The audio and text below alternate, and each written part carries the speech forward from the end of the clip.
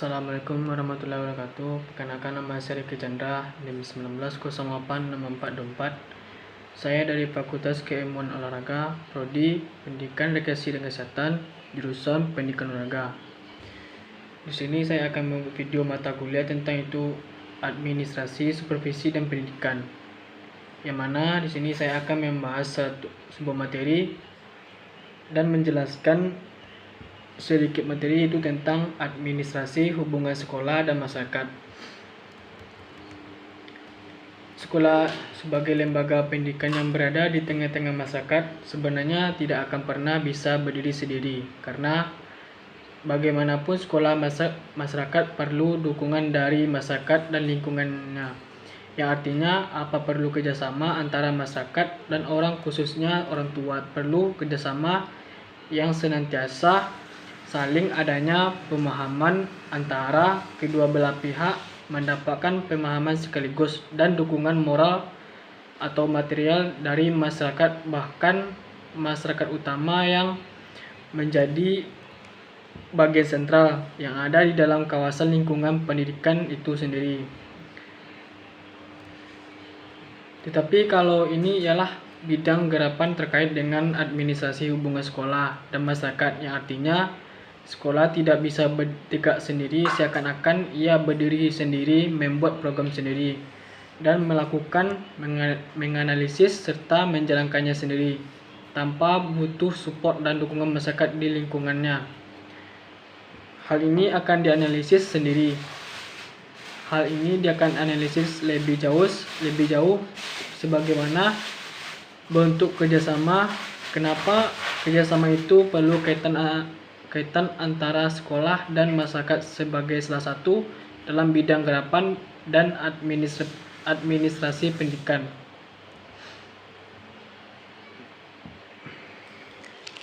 Pengertian dari Pusemas merupakan kegiatan manajemen atau pengolahan dalam menciptakan hubungan kedua belah pihak antara sekolah dan masyarakat. Yang namanya juga hubungan kedua belah pihak, pengertian yang sama, hubungannya tentu hubungan yang baik dan harmonis antara masyarakat dengan sekolah, sehingga kedua belah pihak memiliki pandangan, pengertian, pemahaman yang sama, sehingga ketika satu pihak melakukan atau membuat sebuah program PLN, maka memahami dan bahkan mendukung tidak hanya bentuknya moral, tapi kadang-kadang dukungan material konsep ini yang sebenarnya harus diluruhkan dalam pelaksanaan kegiatan proses pendidikan di setiap satuan, di mana pendidikan ini ada di sekolah atau perguruan tinggi. Ada kerjasama yang diselesaikan kemudian direncanakan oleh sekolah sebagai lembaga atau sebagai organisasi yang berada di tengah masyarakat dan mengikutsertakan mereka dalam setiap kebijakan dalam berbagai hal yang sebenarnya butuh dukungan dan support dari mereka. Maka ada istilah yang namanya pendidikan adalah ibarat tiga tungku. Sejalangan artinya ialah ada tiga belah pihak: sekolah, anak masyarakat, banyak orang tua pada umumnya, kerja, dan siapapun yang ada di semua lingkungan sekolah atau lembaga pendidikan. Kita akan coba lihat lebih jauh tentang mindset administrasi hubungan sekolah dan masyarakat.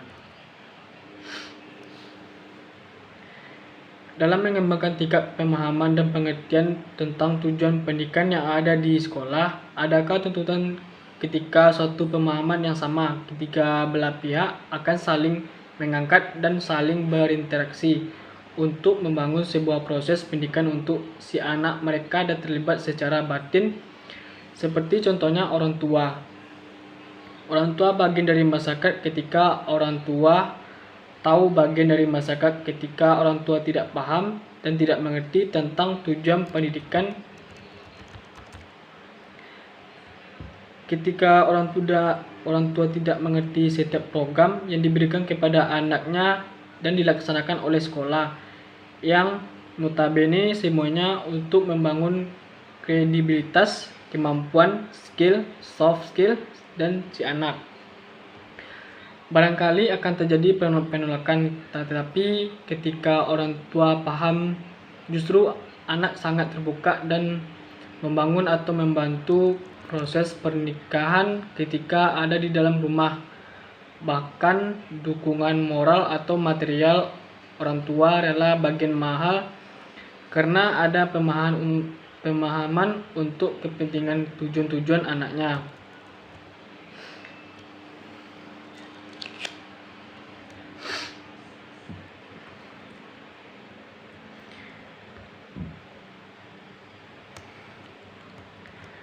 Barangkali akan terjadi penolakan, tetapi ketika orang tua paham, justru anaknya sangat terbuka dan membangun atau membantu proses pernikahan ketika ada di dalam rumah. Bahkan dukungan moral dan material orang tua rela bagian mahal karena ada pemahaman untuk kepentingan tujuan-tujuan anaknya sendiri. Selama ini adalah teleponnya kondisi suatu pihak yang tidak memahami sampai ke sana karena tidak dilibatkan dalam kerja usaha Husemas. Adanya keterlibatan langsung atau tidak masyarakat atau orang tua dalam proses pernikahan.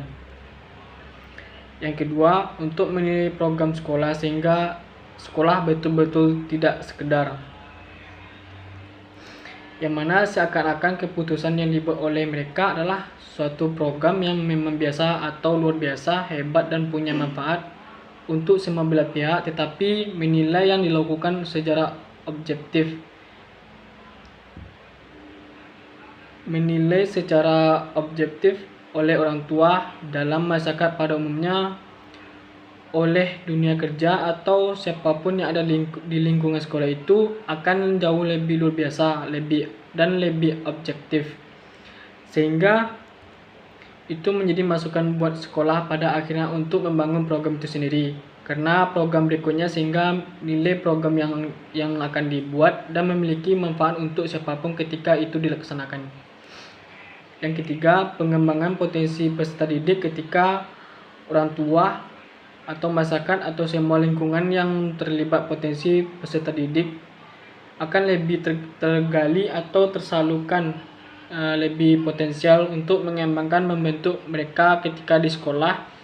Disiapkan di rumah ada yang menerima dengan konsep yang sama dan ada yang mengingatkan ketika si anak ada di lingkungan masyarakat, dan pada umumnya mereka melakukan apapun tetap pada akhirnya ada masyarakat yang mengingatkan kalau terjadi suatu kondisi loss control dan kondisi yang seharusnya ke semua bagian saling berinteraksi dan membangun potensi peserta didik. Contohnya ada pelajar yang cabut saat jam pelajaran.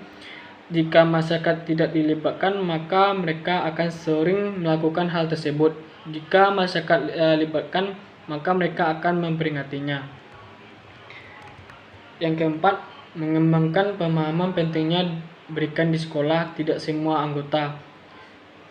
Karena masyarakat dan lain-lainnya memiliki pemahaman terhadap pentingnya pendidikan, maka mereka harus dilibatkan dalam bentuk pertemuan dan bentuk penyuluhan tentang pentingnya pendidikan. Mereka terlibat, maka lambat laun mereka akan mudah mengerti dan akan diberi dukungan support karena pemahaman itu anak adalah kunci masa depan.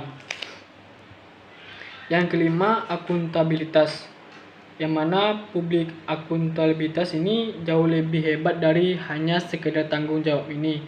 Salah satunya bentuk pertanggungjawaban moral tahun lahir dan batin lembaga sekolah pada masyarakat untuk mendedikasikan diri menghasilkan anak-anak yang potensial secara akademik, karakter etika, sehingga ketika lahir di sekolah dalam manajemen sahabat yang kredibel. Fungsi dari Husemas ini ada beberapa macam. Yang pertama itu dapat dilihat dari fungsi sekolah dalam masyarakat, yaitu sekolah menjadi lembaga pembaharu, berarti melakukan sesuatu menjadi baru yang mengintroduksi perubahan pengaturan dari yang tidak tahu menjadi tahu. Secara berpikir yang dulunya levelnya Begini kurangnya interaksi menjadi yang lebih baik, kemampuan gaya berikutnya jadi lebih tinggi.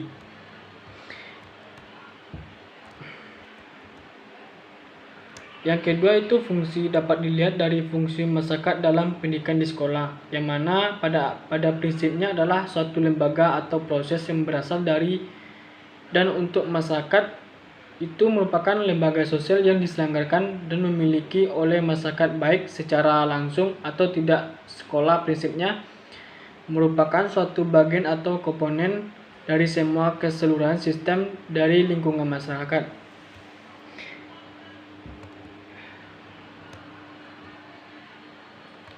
Nah, itulah fungsi dari USMS tersebut. Di sini sekolah terdiri dari 3 bagian: input, proses, dan output. Info terdiri dari tujuan, nilai, dari nama yang dianut yang dijalankan oleh sekolah. Kedua adalah guru.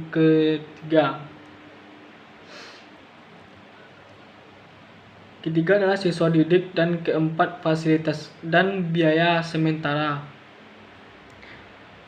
Biaya sementara sekolah itu sendiri adalah proses. Semua ada proses pembelajaran selama periode tertentu.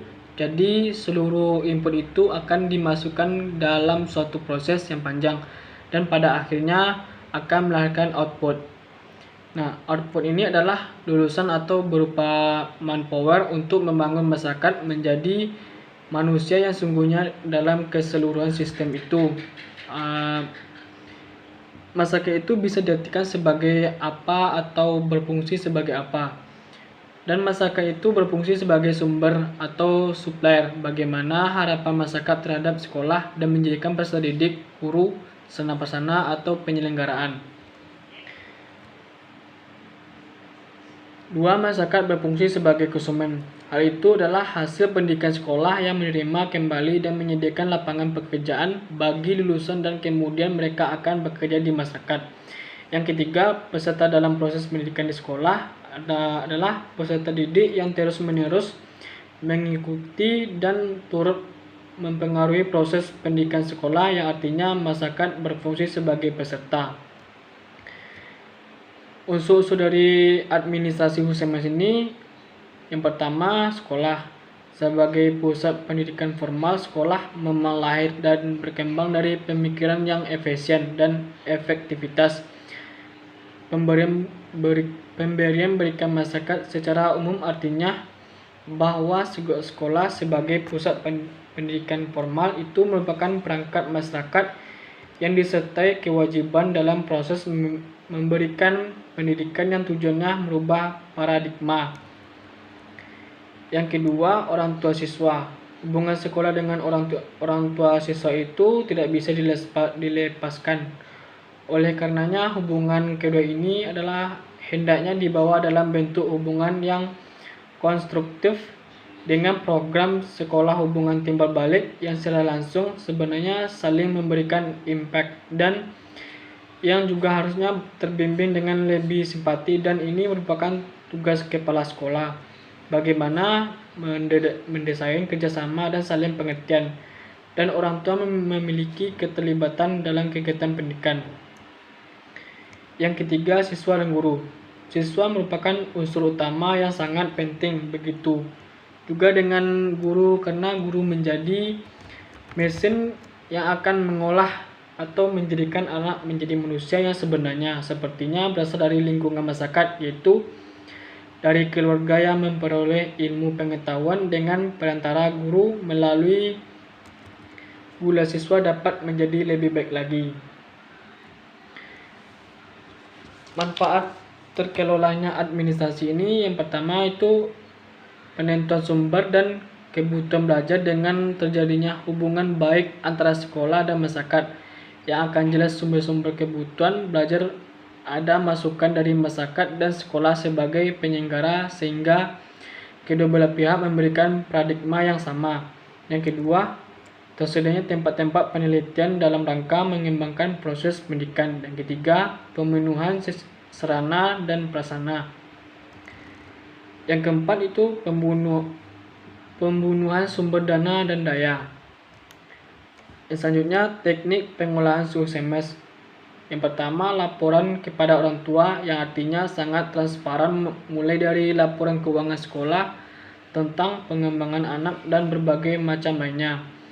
Yang kedua, melalui buletin sekolah. Ketiga, surat kabar. 4, event-event di sekolah. 5, open house atau kunjungan sekolah. 6, kunjungan ke rumah siswa. Nah, itulah yang saya dapat jelaskan materi tentang Husemas. Semoga ini bermanfaat untuk kalian. Assalamualaikum warahmatullahi wabarakatuh.